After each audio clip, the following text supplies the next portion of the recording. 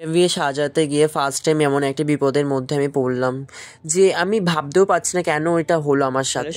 সবাই কেমন আছো? আজকে সবাই ভালো আছে, আমিও ভালো আছি।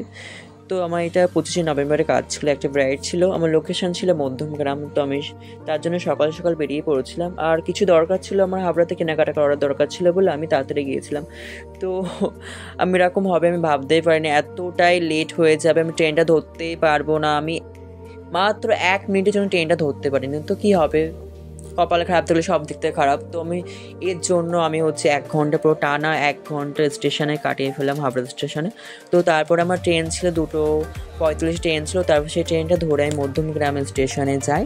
তো তারপরে সেখান থেকে আমি টুকটুক করে হেঁটে হেঁটে পৌঁছালাম।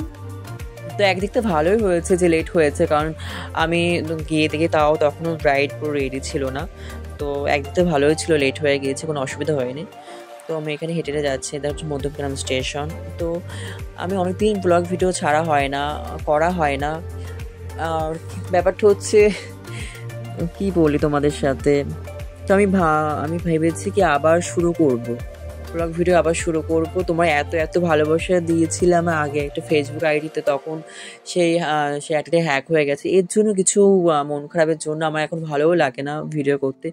তো যেটা হয়ে গেছে সেটা হয়ে গেছে, সেটা নিয়ে ভেবে তো লাভ। তো তারপরে ফুল নেওয়ার জন্য আমি চলে গেছিলাম ফুলের দোকানে, মাতার ফুল নেওয়ার জন্য। ব্রাইড আমাকে বলেছিল তুমি আসার পথে একবার আমার ফুলটা নিয়ে এসো খুনে, তার জন্য আমি দোকানে গিয়েছিলাম। তো এখান থেকে ফুল নিলাম, ফুল নিয়ে চলে গেলাম। তা সত্যি আমি কি বলে, মধ্যমগ্রাম স্টেশনে এত ফুলের দাম, আমি সত্যি অবাক হয়ে যাচ্ছি, এতটাই দাম, কিছু করার নেই, এখন বিয়ের সিজন। তো তারপরে এই হচ্ছে লোকেশান, আমার লোকেশানে পৌঁছে গেলাম, দেখতে পাচ্ছ খুব সুন্দর সাজিয়েছে ভেন্যুটা। তো ওইখানে পৌঁছানোর পরে আমি একটু ভিডিও করে নিয়েছিলাম। তো তখনও দেখি ব্রাইড তখন রেডি ছিল না, তার জন্য একটু ভিডিও করলাম। তো আমি ব্রাইড আসবে, ব্রাইডের মুখ থেকে শুনে নেবো কেমন কে লুক চাই। তো তোমরা দেখে সবাই জানিও কেমন হয়েছে। তো এখানে দিদি বলেছিল খুব সিম্পল একটা ন্যাচারাল লুক চাই, বেশি মেকআপ না, হালকার উপর সুন্দর করে সাজিয়ে দেওয়ার জন্য আমাকে বলেছিল। তো আমি সেভাবে কাজ করার চেষ্টা করছি। তো তোমরা দেখে সবাই জানিও কেমন হয়েছে, আর ভালো লাগলে অবশ্যই তোমরা আমার সাথে কন্ট্যাক্ট করতে পারো, আমি শেষে নাম্বারটা দিয়ে দিয়েছি। তো সবাই দেখতে লাগো ভিডিওটা, টাটা।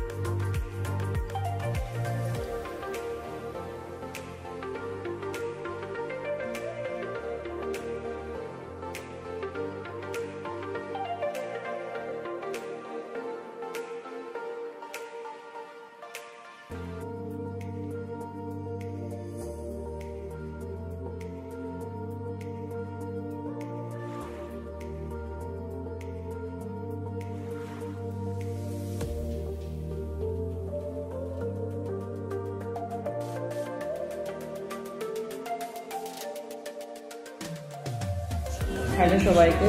তো আজকে ব্রাইড হচ্ছে চন্দ্রিকা দি। তো আমার লোকেশন হচ্ছে মধ্যমগ্রাম। তো দিদির মুখে শুনবো আমাদের থেকে কেমন লুক চাই। তো দি বলো। আমি চাইছি একদম ন্যাচারাল আর সিম্পল লুকের মধ্যে। আচ্ছা ঠিক আছে, চলো কতটুকু করতে পারি দেখা যাক।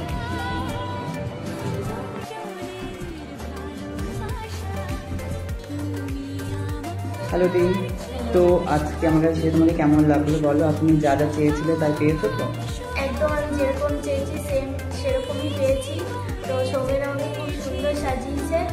তোমরা যারা যারা বুক করতে চাও একদম চোখ বন্ধ করে বুক করতে পারো। Thank you. আরে চোখটা রহন করো। তো দিদি আমাকে বলেছিল এবং নিউডের উপর রাখতে, বেশি মেকআপ না, হালকার উপর রাখতে। আমি হালকা ন্যাচারাল চেয়েছিলাম। হ্যাঁ। তোমরা শুনে নিয়েছো ব্রাইডের মুখ থেকে ব্রাইডে কেমন লাগছে। তো তোমরা যদি এরকম সাজতে চাও নিজেদের স্পেশাল দিনকে আরও সুন্দর করার জন্য, তো অবশ্যই আমার সাথে কন্ট্যাক্ট করো। আর আমার কাজ কেমন লেগেছে অবশ্যই তোমরা জানিও কমেন্টে।